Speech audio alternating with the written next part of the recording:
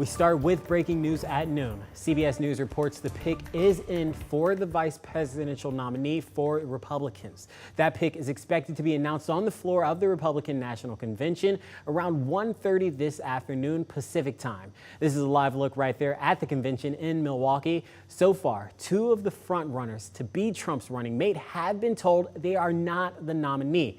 That leaves Senator J.D. Vance of Ohio as the only known candidate remaining on the short list.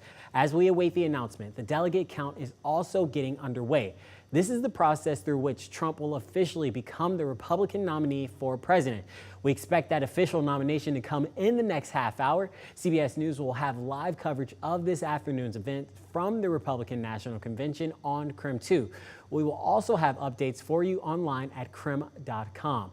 And tune again tonight as CBS will have live coverage from the Republican National Convention. You can watch the events live tonight from 7 to 8, right after KREM 2 News at 6. And with all the news of the convention as it comes out, the investigation continues into the assassination attempt on former President Donald Trump. New at noon, the director of the Secret Service released a statement today saying the agency will participate fully with the independent review of the shooting. Scott McFarland brings us the latest on the investigation from Butler, Pennsylvania. Former President Trump's speech in Butler, Pennsylvania Saturday, the unthinkable happened. Sources say the shooter got off 6 to 8 rounds with his AR-style 5.56 semi-automatic rifle. Trump says he was hit in the right ear by a bullet, while 2 people were injured and 1 was killed. Within seconds, Secret Service counter-snipers shot and killed the gunman. It's still very surreal. Like, it's hard to believe that it happened. I just freaked. I have tears now. Sources confirmed to CBS News police were alerted to a suspicious person spotted outside the security perimeter as rally-goers were filing into the event. Officers briefly lost track of him before he reappeared on the roof of a nearby building. The local sheriff confirmed an armed municipal officer was hoisted onto the roof of that building but fell off when the shooter pointed his rifle in the officer's direction. That's when police say the gunman turned around and opened fire into the crowd. Some attendees, like Linda Green, feel security should have been much tighter. Are you thinking I need some answers as to what went wrong? Right. I was like, why weren't they on that guy? The 2 other people injured in the shooting, 57-year-old David Dutch and 74-year-old James Copenhaver, are now in stable condition. The one crowd member who died has been identified as former firefighter Corey Comparator.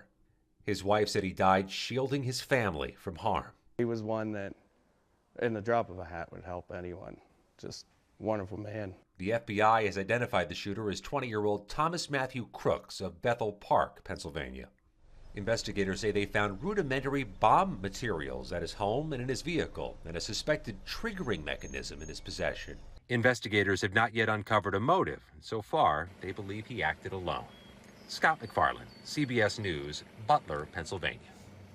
Not long after the shooting, politicians took to social media to share their thoughts. Washington's Congresswoman Kathy McMorris Rodgers posted to X saying, quote, "Political violence has absolutely no place in the United States of America. My prayers are with President Trump and his family and everyone at today's event." Washington State Governor Jay Inslee also weighed in, saying, in part, "Violence has no place in politics ever. I hope whoever perpetuated today's attacks is held to account." And then Idaho's Governor Brad Little also posted on X a picture of Trump after the shooting, saying, quote, "Praying for President Trump, his family, and our nation." In the hours after the shooting, many false claims and pictures were shared online. And coming up in 4 minutes, our National Verify team confirms what we know about the investigation and what is true.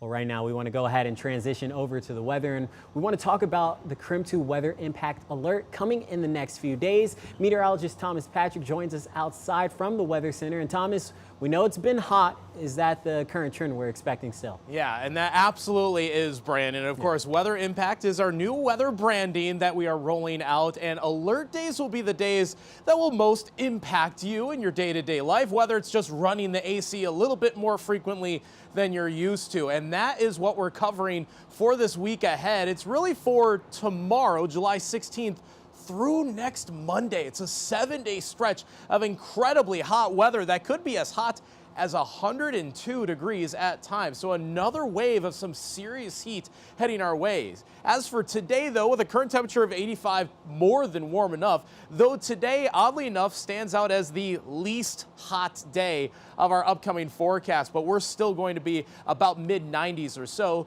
Compare that to tomorrow. Here we go. Today, actually, 94 for our afternoon temperatures today. Compare that to tomorrow, where we start to soar a bit closer towards 96 to 98 degrees. And I have a few 100-degree days in the forecast for this week to tack on to what we had last week. So coming up, I'm going to detail where the records stand for each day and what other records we could break, including 90 or 100-degree days in total. So look for those details in just a few minutes.